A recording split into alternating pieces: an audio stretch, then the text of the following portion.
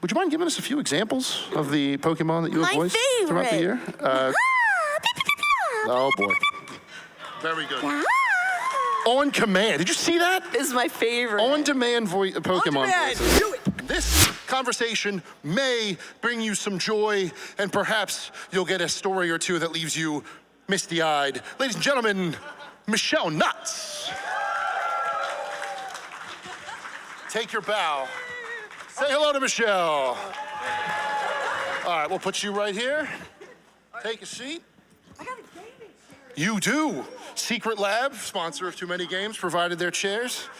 Hello. Hello, you're there. There you are. Hi, Jason. Hi, Michele. How are you? I'm great. How you doing? I'm great. Would you believe we just met each other? Like a half hour ago? Would you believe that? It's like we're long-lost siblings. Yeah, I know. Hey, I had one of those. That's a whole other story. So, I already have two brothers. That's enough. They're twins, so you can imagine what I have to put up with. Older or younger? They're younger. Oh, well, that's fine. So they would torment me. So it was less, well, sure, but at any given moment, you could be like, they're Olimar to their Pikmin. Go! Do my bidding. Yeah. So this is the journey through Pokemon voice acting. It's so bright. I'm like, It is so bright. There are people there, I hope. If there's not, it's a recording of laughter, which I'll take, honestly. So if this is the journey of Pokemon voice acting, I figure we should start at the beginning.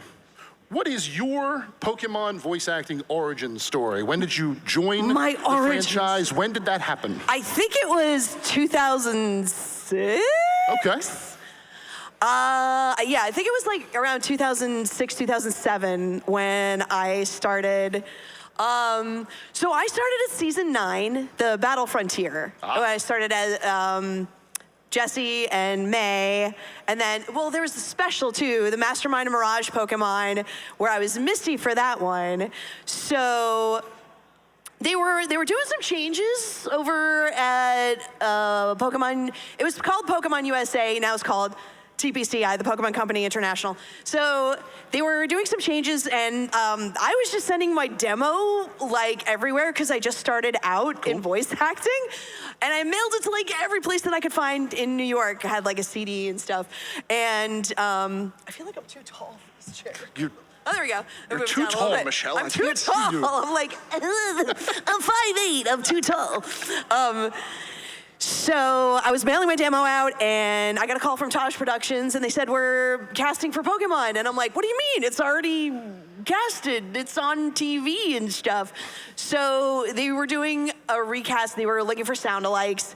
And I went to like Best Buy, and I went to buy like any DVD that they had of Pokemon so I could listen to the voices and stuff. And I went in for an audition, and they said I sounded really good for the ladies. So I started off voicing a lot of ladies in the beginning, and then progressively picked up more Pokemon along the way. When did that first? I need to know when the first Pokemon you ever voiced. And how does that come about? See, that's a tough question because like I don't remember the first Pokemon I voiced. Oh man. Like, did they approach you with, hey, we love your female voices. We love the voice you're bringing to the girls. Can you apply that to some one word? Yeah, right? Single words just over and over name. again? That's all. Just can you do any emotion but just saying one word? Yeah, that's actually one of the questions. Convey happiness, sadness, and eating reacts, and in just using one word. And I'm like, sure, I can do that. No problem. That's actually one of the questions I wanted to ask you. Do you find was it more difficult to bring that emotion and find those different emotions as a person or as a Pokemon where you have to do all these things with one word? Or one grunt in some cases. The one word is a little difficult. I would say the Pokemon more. With people, it's a little easier. You can get in that mindset. If you have to cry, because we actually cry. I was crying a lot in the booth, especially during the Pokemon Ranger in the Temple of the Sea. Where I was May and Manaphy for that. We had to do a lot of crying for that, so you have to put yourself in that crying mood. But yeah, I would say it's more difficult to convey that with just one word. But I mean, like, we do dubbing, so we get to watch it in Japanese first. So we kind of see what they're doing first and kind of play off of that. So it helps a little bit more. since like they're already conveying the motion in Japanese, and then we just have to convey it in English. So is there any? So that kind of helps. Is there any extra like pressure or anxiety from something like that? You're watching the Japanese and you're like, wow, they really killed that. Yeah, like a lot of Am I gonna be able to do that too? like the subs better than there's a whole controversy, subs versus dubs. That's cool. I mean, I'm cool with whatever. You know, I don't judge. Like, you like what you like, and it's totally cool. But there's always that like little kind of pressure. It's like you want to do as good as the original. So, because I've heard from a lot of Japanese fans that they like to watch like American movies in the original language, in English, and read the subtitles. So it's kind of like the same in like different countries, that they like to kind of hear the original language. So, but it's personal preference. Sure. If you wouldn't mind, and this is a guilty pleasure question, I promise. Would you mind giving us a few examples of the Pokemon that you have voiced throughout the year? Oh boy. Very good. On command. Did you see that? Is my favorite. On-demand Pokemon voices. Do it. Go see her over at her meet and greet section for more of those. You're hired. Was there one Pokemon in particular that you didn't think would be much of a challenge for your voices, but then you were like, man, this is tough? The ones that are really tougher, like super scratchy on the voice, I would say like Dustox or Cacnea. Okay. Woobat, Swoobat, those are tough, especially if there's like a horde of them. And it's like, hey, we gotta record this like 10 times. Oh no. One right after the other. So it's like, Dustox. So after a while, it hurts. Yeah. And even if because when you're doing like vocal training and stuff, you train to like do it right so you don't hurt yourself. But after doing that for like a couple hours, it's really not hard to not hurt yourself. It will kind of hurt. Yeah. So what is your vocal training regimen? Is there anything particular that you do? So I had a vocal coach. She was awesome and wonderful. She did like more like, I would say like telephone prompts, and she did like Citibank and AT&T, like those kind of things. So it was funny, when I was taking her classes, she had a guest come in, and it was Casey Rogers, who was on Pokemon, and I loved her so much. I looked up to her. She was so cool. She voiced Wobbuffet, and like Totodile. And it was just so cool learning from her. So I learned a lot from Casey. She was really awesome. She retired, and it's like really weird because like when she retired, I took over for some of her Pokemon, like Mr. Mime, and it was really. It was a weird transition because like I looked up to her, and I was like, I'm like living on the legacy. I'm like, so I was there. Thankfully, I was there in the studio like the day since she was leaving. Thank God, because I got to like give her a hug and say goodbye to her, and I'm just like, I just started bawling. I'm just like, I'm gonna miss you. And she's like, it's okay. It's okay. She was like so sweet. She was really nice. I loved her. I went off on a tangent. What was it called? No. Hey, your vocal training regimen. Vocal training, right. So, I love tangents, though. They're great. I tend to do that. I start here, and then I end up over here. Keep it going. I love it. So it's almost kind of like singing exercises. You do like vocal warm-ups, like, weird like lip flutters and things like that. But you also want to like take care of your voice too. Sure. So I gargle a lot with like warm salt water, and it's like lozenges, tea with honey and lemon. Green apples are really good for if you have like the acidity. There's too much like mouth noises that you have. Because the microphones will pick up everything. So it's like, those little stupid sounds. You're like, go away. So green apples help with that, or like a chew gum a lot if your throat gets too dry. Yeah. If you're working for a long time, like salty, like soups help. Like say like chicken noodle soup or something. That's like good to eat after like a really, really long session, and your voice is like super tired. You're like, bring you back. Cool. Yeah. So that usually helps. So it's not just like exercises, like vocal exercises. It's also like what you eat, or don't eat dairy before going to do a voice session, because it causes a lot of mucus. Yeah. Like, don't have a bowl of ice cream, before going into a session. After is a reward, though? After? After is a reward, it's okay. Yeah. But not before a session. That's good. So when you would go into a recording session, would you record your human voices and then your Pokemon voices? I'm basically asking if you've ever gone to a session where you've had to have a conversation with yourself. Yeah. Where you're doing your human voice and a Pokemon voice, and they have to actually interact with one another? Are Yes. you just in the booth doing both sides of that at the same time? How's that work? Yeah, we usually record one at a time because it would be too hard to go back and forth. Plus, like the engineer has to put them on separate tracks. Okay. So it's a lot easier for the engineer to just have like one character first, then the next one. So if there's like 2 human characters, it's like, which one do you want to voice first? Okay. So we'll usually voice the human characters first, and then go through the whole entire episode. And then the next one, and then like we usually save like the Pokemon for last because they could be a little straining on the voice. Sure.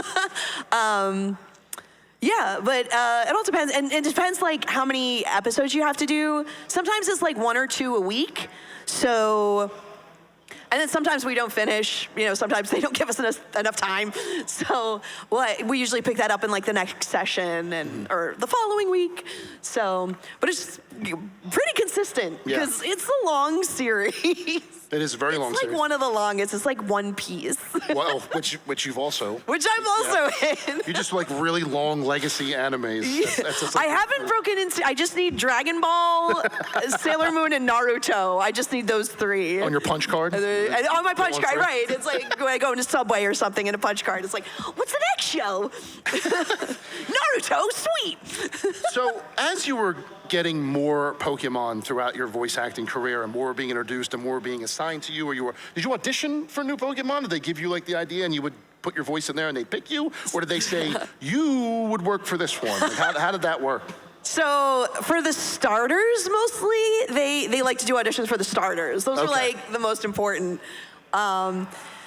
Sometimes, I work with Lisa Ortiz now. Lisa Ortiz directs the show. Yay, Lisa! Woo! I love you, Lisa! Props to Lisa. Props to Lisa. Props to Lisa! Yep. So she's funny because like she got to know us over the years and like what we sound like and what we can do. Okay. So she knows that like I can voice the higher stuff because like some of the ladies, I guess maybe they can't reach like super high. So when Beware showed up, Beware is like super high. When I listen to the Japanese, I'm like, you want me to do what? Like, you want me to do that? Okay. So Beware was a little tough. Just because it's like super high. Yeah. But she's like, I know you can do this. Come on. It's like, not a big deal. Okay. So Lisa likes to give me the really, really high voicing Pokemon to voice. But yeah, the starters we usually audition for. So like when Horizons came up, so I auditioned for like Quaxley and Sprigatito. What's the other one? Fuecoco. What? Fuecoco. Fuecoco, that's right. So I auditioned for them, but because like you never know, sometimes maybe they will go with like a more feminine voice, but sometimes they'll go with like more of a male voice because like Fuecoco and Quaxley are voiced both by men. So Sprigatito, I think it's Kira Buckland. I think it's Kira Buckland. The voice is Sprigatito. Sounds right. So anyway, but I'm like so many starters, so I'm just like, yeah, I kind of figured, but. You ever go into a voice session getting ready to voice one Pokemon and then have another one in your head by accident? So you start doing the Pokemon's name and the other similar. Pokemon's voice, and you're like, oh, I'll do it over again. They look similar and kind of sound similar a little bit because sometimes we'll forget. Yeah. So they usually play a reference for us. So they have like a huge like voice bank, like a huge catalog of voices.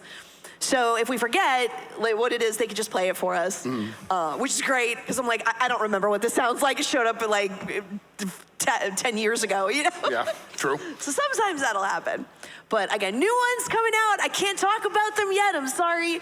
But one I'm really, really, really excited about because I've never voiced this kind of animal before. Interesting. And it was a little tough, but Lisa's like, I know you can do this. You can do this. So I'm like, okay. What a tease. But I'm really excited. I'm sorry. I can't say anything yet. I'm sorry. But I can't wait. Once it comes out, follow me on social media. So you could, I'm on like everything. I'm on like Facebook, Instagram, Threads. What's the other one? Blue Sky. There's too many now. Twitter/X, whatever we're calling that these days. Whatever that thing is. Twit-X, who knows? Thank you. I feel the same way. It's run by a Thank twit. you. That's all I know. I'm in trouble now. Anyway.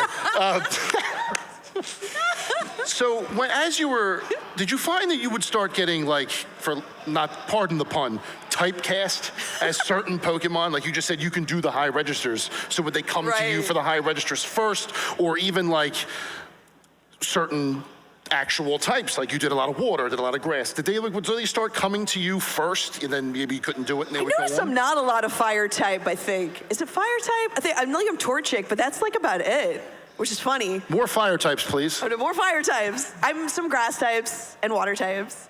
But, oh man, this stinks because like I wish I could talk about this one particular Pokemon that I just voiced, and it was a lot of lines, which was cool. But I can't talk about it yet because it's not out yet. Like I can't remember which episode Horizons came out to. But it's not in that chunk of episodes that they dropped on Netflix. So I'm like, oh man, because this was so different from what I'm used to, which is great. So maybe I'm not typecasted too much. But yeah, I mean, Lisa usually does come to me for like the higher register Pokemon. Yeah. Which is funny. But I can't wait to talk about this one particular, I was hoping it would come out by now so I could talk about it here, but I'm like, oh man. So sorry. So should we just yell at Netflix? Get on it, Netflix. Come on, Netflix. Come on. They're like, you're fired. No. Yeah, well, you're gonna have an email on Monday. What were you talking about at that Because I do convention? writing for them too, so I'm like, no, please don't fire me. No, I don't think that's going to happen at all. It fascinates me to have to bounce back and forth, like you were saying, between the humans and the Pokemon. Do you find that, you hear the Pokemon's voice from before to remind you what that sound is? Does that sort of color like how you approach the recording sessions for like all those emotions we were talking about earlier too? I'm curious. So do they give you the different emotions when you're not in like the catalog that they have. Right. They'll just play like maybe like a hello or an attack or something, just like a couple things, but not like they don't have like a bank of like every emotion out there. Sure. So, but watching the Japanese really does help. So, because they'll play it in Japanese first, and then they'll play it. You hear like 3 beeps in your headphones, and then on the 4th imaginary beep, so it goes beep, beep, beep, talk. So you have to have good timing too. But I play piano, so I know that stuff. Is there a sort of, to bring in that musical background, is there a sort of rhythm that you have to find even in your cadences when you're speaking as the Pokemon human's voice? I think it helps a lot. Like, not that you don't have to have like a musical background to be a voice actor. Sure. Like, you don't have to have that. But I think it's helped me because I've seen other people struggle a little bit with timing and stuff. So, and it was funny, James Carter Cathcart, who was writing the scripts, he's a musician. Okay. So his scripts are so fantastic. I love them, and the jokes, and he was really good. He would put a lot of like sing-songy things for Team Rocket, which was great. And he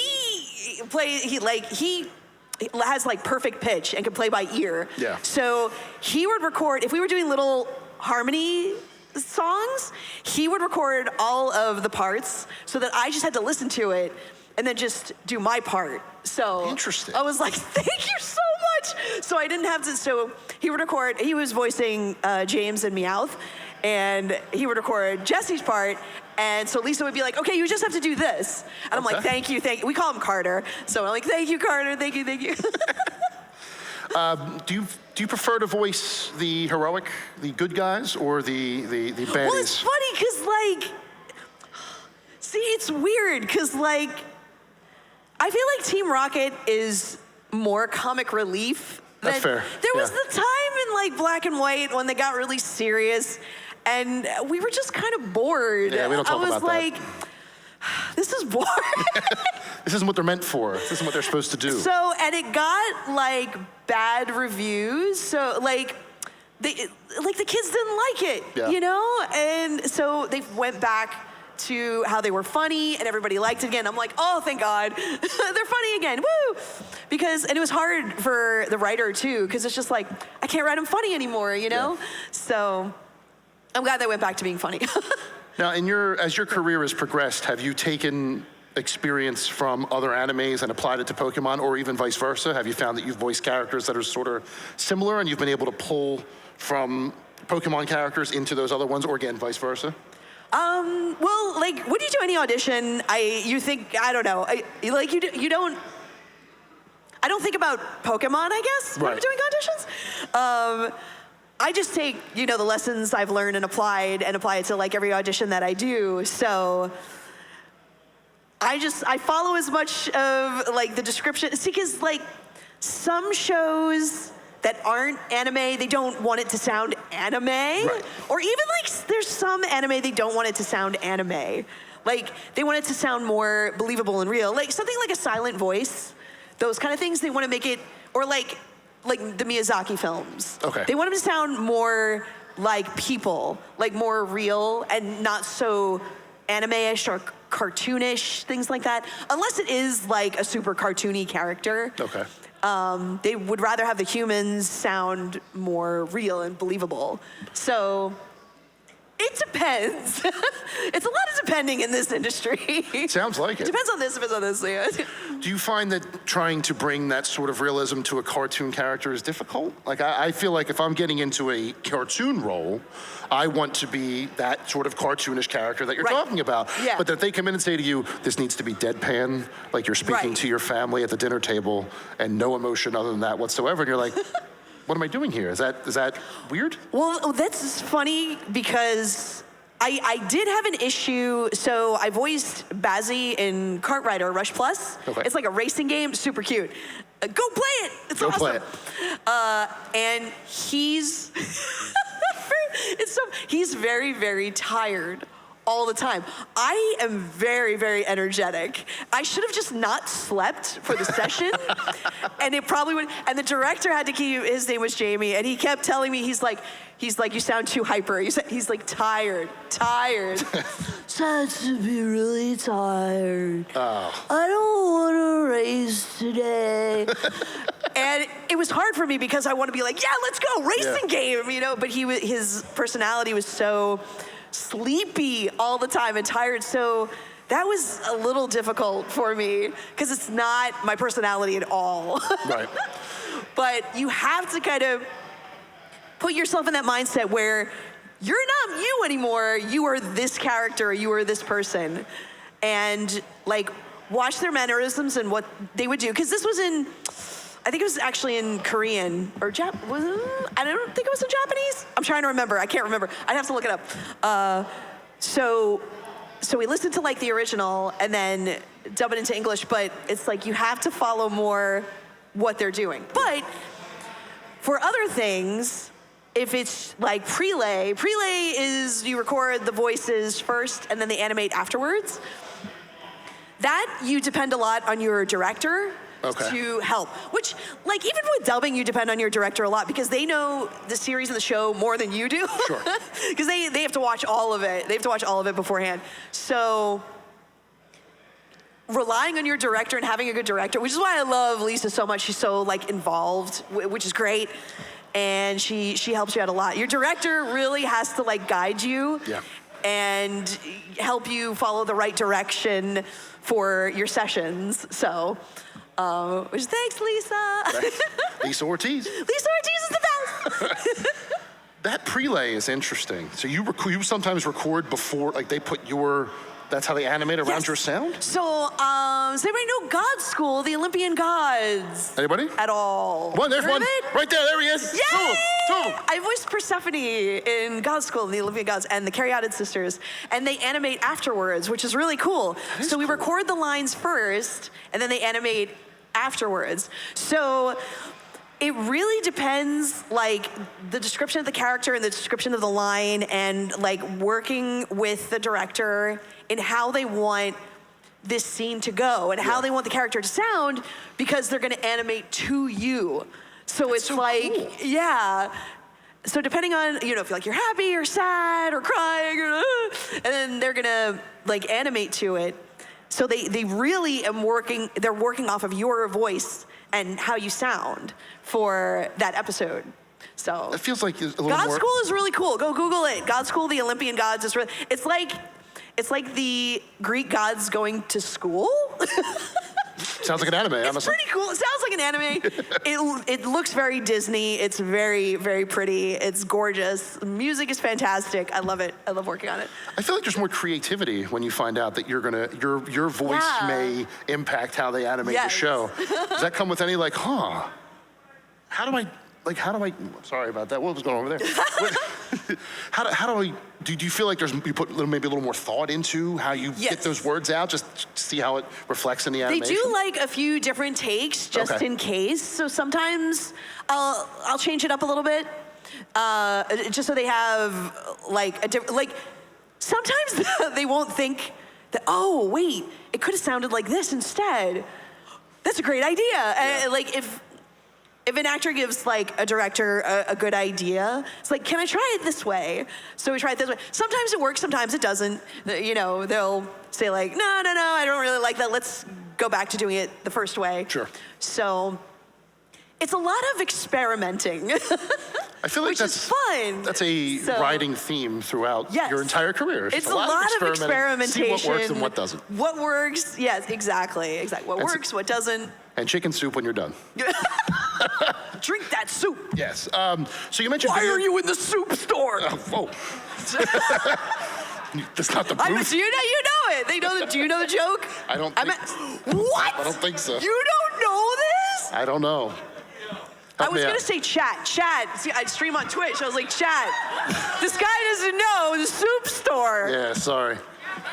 I'm at the soup. I have a couple of blind spots. Sorry, everybody. I can't right now. I'm at soup. I'm buying clothes. Why are you buying clothes at the soup store?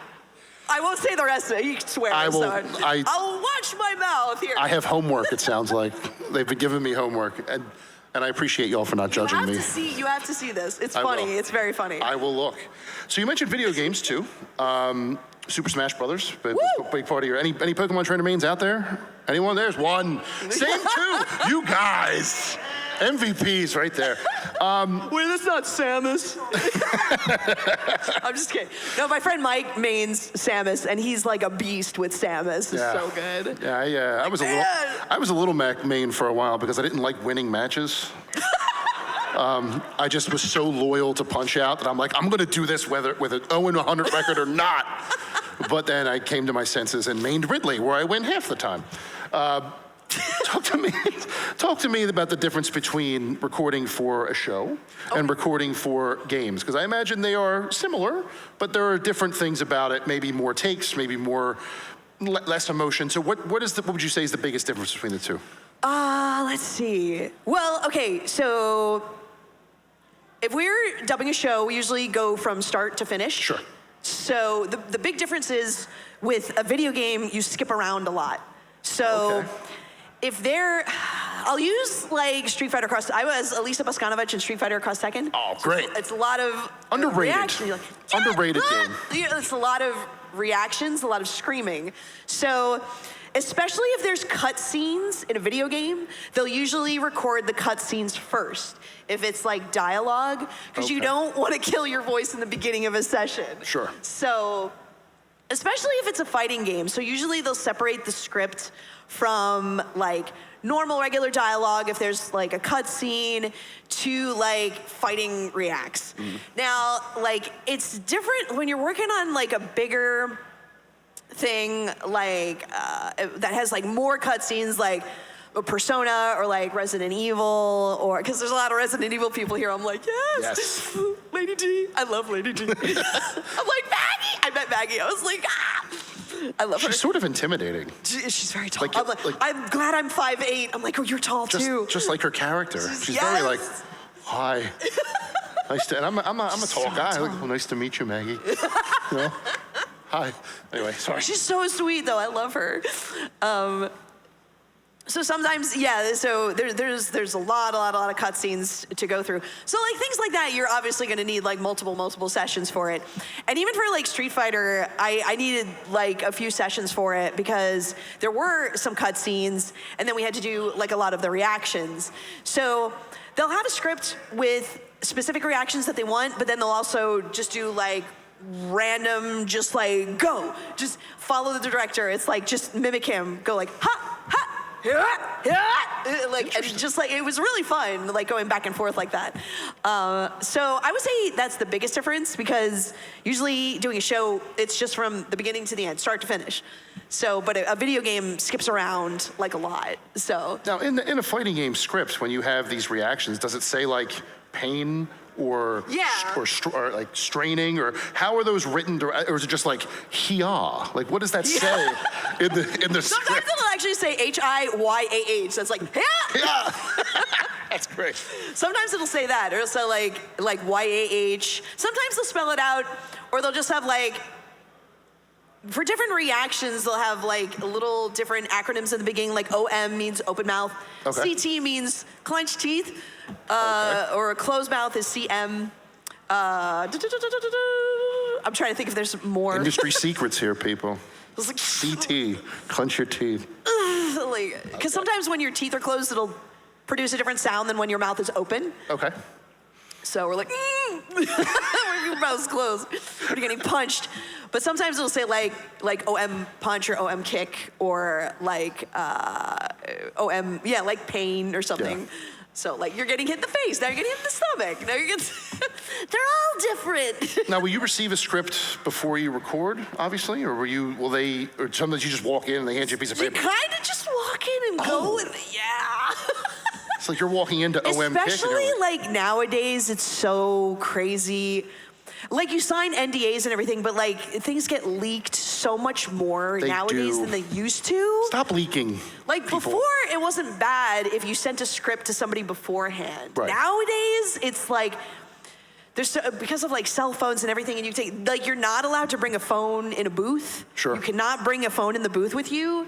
They don't want pictures of anything. You have to like sign your life away, like in these contracts. But so it's a lot more strict now. So like we don't see the script until we like go in there. Wow. I guess that does. It's a lot of on the fly kind of. You better be good at improv. Yeah, that does make sense with all the leaks and everything today. Yeah. I feel like one page of a script, you take a picture and someone's in your cloud and that's the end of it. Yeah, Tom Holland. I mean, what? Everyone knows that Pokemon you were talking about earlier. You take one picture of the script, we're going to know, and Netflix is going to be really mad at you. Yeah. That's not good. You're not allowed to bring your phone in the booth with you. Nope. So we're coming up on, we're going to do a little Q&A in a little bit. You see the mic set up here. Feel free to come up, ask a question when we start, about a couple minutes from now. One thing they did ask me to ask y'all, if you come up and ask a question, when you go back to your seats, stay behind this monitor here, not in front of it, because there's wires. We don't want you to trip and hurt yourself. Don't trip. Trying to make sure everybody has a safe experience here. But before we do that, yes. I prepared a handful of rapid fire questions, just quick, like one to two answer questions. Most of them are Pokemon related.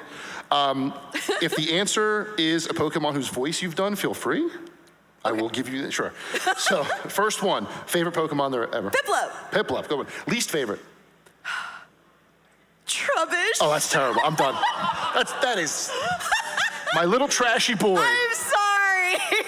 I get it. It's trash. But that's why we love him. I know. He's got a personality. Trubbish is. I don't know what to say. I feel for that boy. Gudra? No, people like Gudra. No, people like Gudra too. Yeah. You're really. Man, I can't win. I'll give you Trubbish. I'll look at you side-eyed, but I'll give you Trubbish.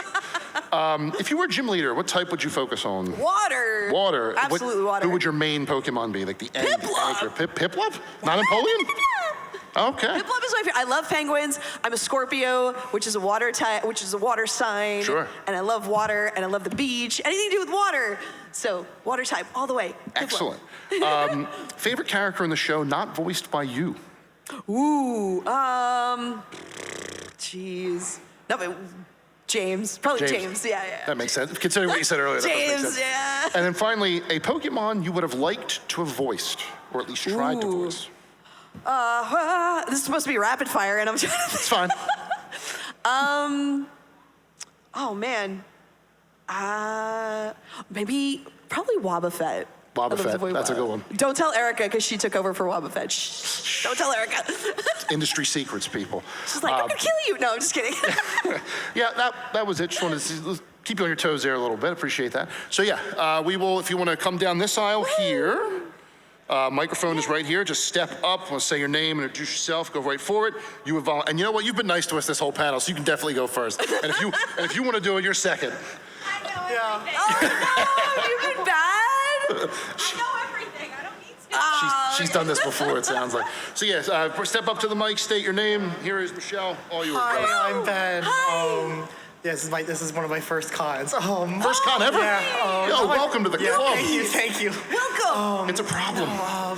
Obviously, when you've been around in the industry for a long time, obviously other voice actors and stuff to recognize you. Again, same as what you've said before.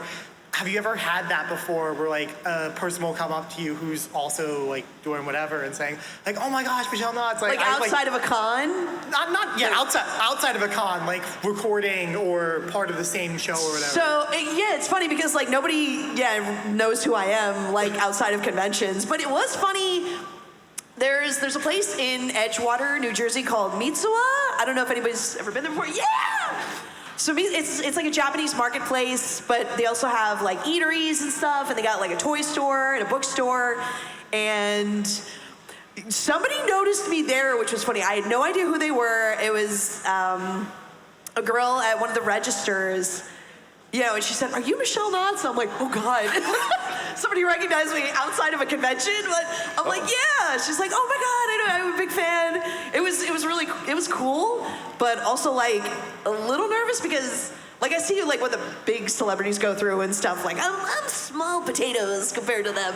So I'm I hope it doesn't get too crazy, but it hasn't been, so, which is good.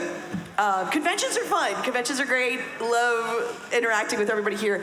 If it was outside, all the time, I don't know how they handle it. I don't know how you people Angelina Jolie or Brad Pitt or whoever, or Robert Downey Jr. How do you people, deal with that? I don't know. I don't know if I can handle it. Especially, you're a voice actor. So if they recognize you when all you've done is voice, that's yeah. How involved in my career I are you? don't do on-camera work, Yeah. thankfully. So obviously they recognize them right away. Sure. So Awesome. I guess I'm kind of glad that I hide in a booth. Thank you, pal. Thank you. Appreciate Thank it. Next up, step up here. Luigi. Hello Luigi again. in the flesh. It's first off, shout out to Rachel Lillis. Hope she's recovering very Yay, well. yes. Did you hear about that? I did not. I wasn't sure if I should bring it up or not because I don't want to make anybody sad. Not a problem. Yeah, but as an Indiegogo, and it's been going very well. Or was it GoFundMe? I have. You're right. I'm sorry. Yeah, it I was have so many things. I do remember that now. GoFundMe is Yes, doing GoFundMe. amazing. Yes. Yeah, go That is support the awesome. GoFundMe. Yeah. Rachel Lillis is awesome. Yes. Thank you. All right. How was it voicing Piplup? Because you got on for season 9, and then season 10 was oh, I'm voicing the main Pokemon of the new coordinator. And then how was it voicing Piplup, working with Emily and everything? It was cool because Piplup was the first Pokemon that I didn't have to voice match anyone.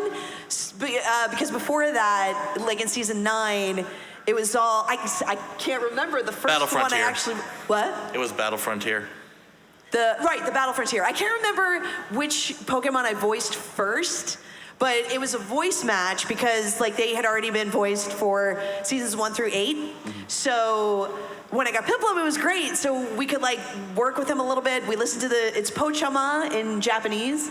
So, which is different because they got the O's and the A's in there. So mine was So we were trying to figure out a good way to make that sound. So we went with the cute route. Pochama is, because it's Pochama is a little more gruff, raspy, a little more raspy. But Piplup we wanted to make a little more cuter. Especially because Piplup was Dawn's starter. Yep. So, you know, Dawn being super cute and adorable. So they're like, let's make Piplup a little more, like, a little cuter. So we went that way with it. But I'm telling you, working, with the director, like, really helps. If you have, like, a really, really good director, they help a lot. Love my directors. Cool. Yeah, shout out to Lisa Ortiz. Shout out to Lisa. Woo, love Lisa. And shout out to you, Luigi. Thank you for the question. Oh, thank you very much. Play Luigi's Mansion 2 HD. Woohoo. Thanks, pal. Next up, welcome. Hello. Hi, this is my first ever time at being at TooManyGames Expo. My name is Ronald. Welcome, Nice to meet you, Michelle. Welcome. So my question is, do you by any chance have like a funny moment that happened in the booth with yourself or with your like fellow co-voice actors? Trying to think. Usually, there, when you flub lines, it's pretty funny because sometimes you'll accidentally flub the line like in the voice that you're doing, which is pretty funny. So, especially if you're voicing a Pokemon. I was going to say, have you flubbed the It's like, Pokemon? I'm really sorry. I didn't mean to do that. And it's like, wait. Like, what are you doing? I'm sorry. Let me come back to the Michele Knotz voice. I'm trying to think of like a specific moment that's funny. I should have this prepared for conventions, and I don't. That's okay. But usually, like, just like messing up lines are pretty funny because sometimes you'll do it in the character. Sometimes I'll swear, it happens. But like swearing in the character is pretty funny. The idea of Nurse Joy swearing is very funny to me. I will admit. Because sometimes you'll just go off and just start saying things, and it's like, that's not the line at all, but I just messed up. So I'm just going to keep going with it. That's awesome. You ever watch those kind of moments that appeared like in a blooper reel? Like, you can look back at this and say, hey, wow. They used to do that. I miss when they did that. With some anime, they had blooper reels at the end. That was really funny. But they don't really do that anymore. I think because of, like, rights and stuff. And everything is streaming now, so they can't really do that. Cause I guess they're moving away from, like, DVDs and Blu-rays and stuff. And, which is, I know. It's so sad. I know. I'm like, but what if you want to get something signed? Or, like, what if you want to keep it for nostalgia reasons? It's a lot of streaming now, so it's like they can't do that. So, I don't know. I mean, there's a whole room in there that says that physical media still works. I don't know if you all agree. That room in there. I still have Beautiful. VHS tapes. Yeah, me too.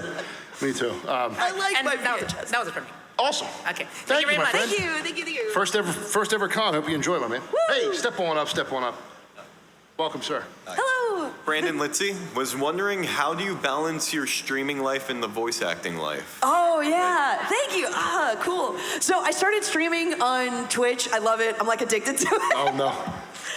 During COVID, because I didn't work for like 8 weeks. All the studios shut down. We couldn't go anywhere, couldn't do anything. I couldn't go to the gym. Like, my gym closed. There was nothing. I could go walk Wiping around down our outside. I'm like, groceries. Remember that cool. stage? Yes. You stand in line for an hour to try and get groceries. I was like, what do I do? Like, I had savings and stuff, so I'm like, okay, I'll use it because, my landlord was a jerk. So it's like, I still have to keep paying rent. And I'm like, I gotta live and survive and I need food. What do I do? So a lot of people started streaming. I noticed a lot of voice actors started streaming during COVID because, like, we didn't know what else to do. Right. And I had a booth at home. I had, like, my own home setup because I was doing audiobooks. And I'm sorry, I'm going off on a tangent again. I'm sorry. So I was doing like audiobooks and independent games and things like that at home. So I was calling the studios like, I have a booth, help, I can work with you. So they were trying to figure out how to record people for shows. I was able to do something with Okatron. It was called Forgotten Waters. It was like a game, it was like a video game / board game, really cool. I was like, that's a cool concept. So that was like, during those 8 weeks, that was like the only thing I did because they needed people, and they needed people with a booth. Yeah. They're like, do you have a booth? Because it's like, you can't just record this in like open space in your house. Like, it won't work because there's too much of an echo. So I started streaming, and I usually stream like Friday, Saturday, Sunday when I'm not at a convention. So I thought that would be an easier schedule since like people were used to going to cons, nobody was really doing anything over the weekend, and some people are still like trying to go to work during the week. So I'm like, all right, let me do the weekends. So I still stream because I love it, and I love my chat and my family. They're like my family. We call them the Knott's Berry Farm. Oh, I so like that. I copied off of the like that Knott's a Berry. lot. Woo, shout out to the Knott's Berry Farm. That's fantastic. So I spell it different because there is Knotts and Yeah. I'm Knotz. So I'm like, I'm not stealing from it technically. So you're the trendy late 90s version with the Z at the end. Fantastic. So I called them the Knott's Berry Farm, and I have a Discord if you guys want to join. We talk about, whatever we got, like video games, anime, whatever.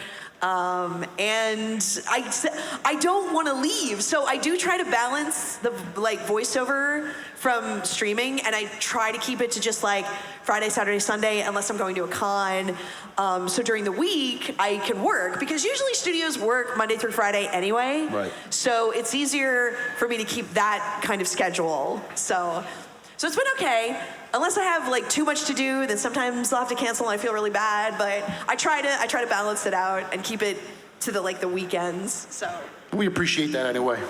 We loyal members of the Knott's Berry Farm now here. yay, Knott's Berry Farm! But- Woo! Thank you, pal. Appreciate that. Thank you. Got time for a couple more. Step up, step up. I know we lost the timer. We did, but What happened to the timer? thankfully my iPad's got me on time here. Go ahead, pal. Hi, my name's Everett. I was just wondering, throughout your whole career, what's been the hardest challenge and the most fun challenge for voice acting for you? I hate repeating myself. I'm sorry. I hate repeating a question because I'm trying to think of anything else that's difficult. But the hardest thing is the Pokemon that have the scratchier voices, like Dustox or Cacnea, Woobat, those kind of things. Try doing that for hours. Try doing that for 2 hours. You're like. So I would say that's the harder thing to do, or is the more scratchier, raspy type Pokemon than just speaking, or higher registered Pokemon, or sometimes in your falsetto voice, so it's a lot easier to do since it's up in your nose anyway, and you're not straining your throat. I mean, you're supposed to use your diaphragm. Use your diaphragm. Breathe from there. So the easier ones are the higher pitched, I would say more falsetto voices. Now it's funny, actually, as I'm getting older, voicing younger boys is easier. Because even for women, as you get older, your voice deepens a little bit more. Yeah. I think especially if you're doing a lot of voice acting or streaming and stuff, and screaming all the time, your voice will tend to get a little deeper over time. But some people can keep a higher register their whole life. And so I think it's easier now to voice younger boys. Sure. Which is great, because usually if they're 10 years old or under, they'll have them voiced by women. So yay. I believe that's called the Bart Simpson paradox. Sorry. Exactly. Yeah. That was good. That was very good. Thank you, pal. Thank you. Thanks, it's my job. I think we have time for both of these. Go ahead. Yeah, go for it. Hello. Welcome. Hey, what's up? Cool sunglasses. Appreciate Yeah, it. Thank same you. thing. I was just gonna ask, how long does it take to do an episode of a show? Let's say Pokemon, or any of them really. Do you do get a few, go through a few in a day, or is it just you'll be doing one over the course of a week, or what? I don't. Yeah, it depends. For a voice actor specifically, it depends how many lines you have. So sometimes they'll have it's hard to say, because when you're working for Crunchyroll, it's usually one episode a week that they do, because they do the simul dubs. So it's immediately as they get it, they write it and record it immediately, so they can get it out as close to the release of the Japanese version as they can. So if it's 12 episodes for an anime with Crunchyroll, it'll be one a week. And however many lines you have, because the next one might not be written yet, it might not be done. So with the simul dubs, it's usually 12 weeks. Because they're usually 12 or 13 episodes, so it'll be 12 or 13 weeks that you're working on that. For Pokemon is different because they'll sometimes have a batch of episodes. So it could be one episode or it could be like 3 or 4, but depending on how many lines you have, if you have a lot of lines, obviously you're not gonna get that done in one session. So you'll need like maybe a couple sessions a week, or they'll move it into like the next week. Because they usually have, with Pokemon, they usually have a little more time than the simuldubs do. The simuldubs you have to get done like really fast. Sure. So same with like video games. They usually are recording them over like a few weeks' time because depending on how many characters are in the game, with something like Persona, and you have so much dialogue, like any of the Persona games have so much dialogue in them, so they're usually recording them for like months. Right. Because it's just so much. Right. And so many characters, so they have to have them in like, and studios, like they're usually like Monday through Friday, Sure. so when they work, so. Yeah. it all Thank you. depends. Appreciate it. And then this will be the last question. You made it. You did it. I just made it. Just in time. So my name's Ian. Hi, Ian. So assuming you're caught up with the double Pokemon Journeys and Pokemon Horizons, how do you compare Ash and Liko so far? Oh, that's a good question. On the spot. Also, because, like, please don't hate me. I haven't had a chance to watch Horizons yet. It's hard. I know. I'm sorry. That is a trubbish take. It's all good. You can take your time. No pressure. Man, that's so trubbish. I'm gonna use that. It's like the Mets now. People say they got grimaced because now they're winning. Because of Grimace. It's all because of Grimace. I'm sorry. I'm a Mets fan. Sorry. You're a what? Oh no. Oh no. You got grimaced. You don't like trubbish. You're a Mets fan. You really. My punch card is filling.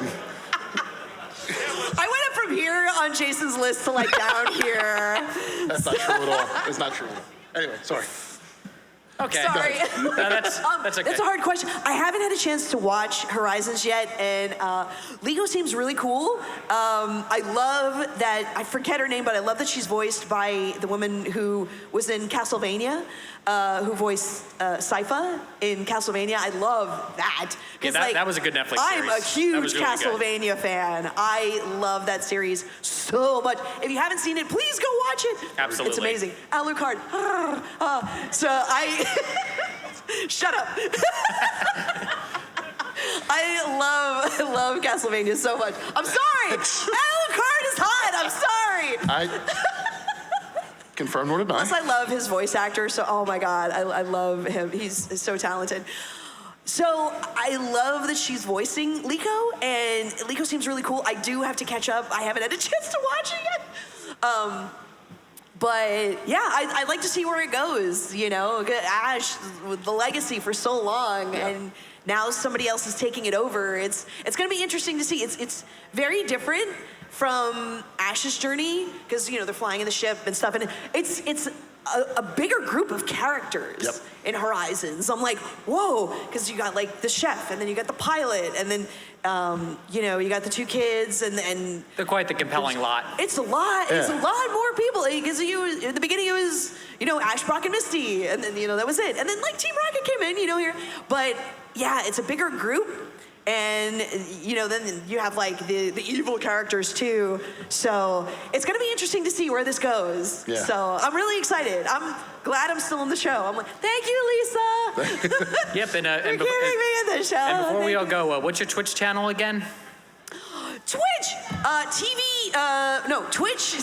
twitch.tv/Michele Knotz. Just Michele Knotz? Okay. I'm playing Final Fantasy VII Rebirth right now, which is amazing. I love that shit. I love that game. I love that Yeah, game. I I love gotta the give show. you- I love the game. I love the movies. I love Yeah, 'cause it. I gotta be sure to give you a follow on Twitch so I can watch you live and see what games and stuff you do. Go for it. Thank you. All right, Michele, thank you and God bless. Thank you, pal. Thank you. All right, so that is the end of our talk here. I want to do one more thing before we go. I'm a big proponent of showing the people that you appreciate them. Big round of applause for Michele Knotz for coming out today. Enjoy the rest of Too Many Games.